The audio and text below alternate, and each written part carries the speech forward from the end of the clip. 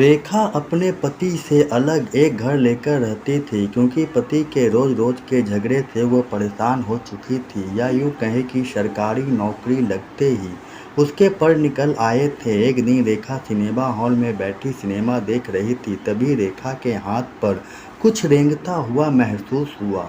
अंधेरे के कारण खुद का भी चेहरा नहीं दिख रहा था। उस समय तो रेखा को कुछ समझ नहीं आया और वह चुपचाप पर्दे पर फिल्म देखते रही, लेकिन धीरे-धीरे जब उसके पैरों की घुटनें उसके बगल वाले दर्शक से टकराने लगी तो वह मामला समझ गई। और अब तक रेखा को अच्छा लगने लगा था क्योंकि पति से मिले हुए उसे वर्ष भर बीत चुके थे। रेखा की सह पाकर वह उस दर्शक ने अंधेरे में रेखा की ओर देखा और अपना बायां हाथ उठाकर उसके कंधे पर टिका दिया। रेखा एक अजीब सी सिहरन से भर उठी थी, जैसे उस पर नशा सा चढ़ने लगा हो। रेखा थोड़ी मॉडर्न ख्यालों की थी। आखिरकार जब उससे रहा नहीं गया तो उसने फुसफुसाकर उस दर्शक से कहा, कहीं और चले क्या, मेरा घर खाली है। वह दर्शक तैयार हो गया।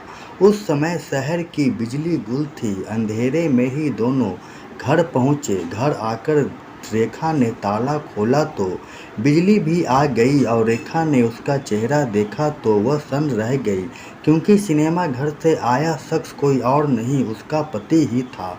रेखा उससे लिपटते हुए बोली, क्यों जी, तुम एकाएक शांत क्यों हो गए? चलो ना, जो काम करने आए थे वह करते हैं।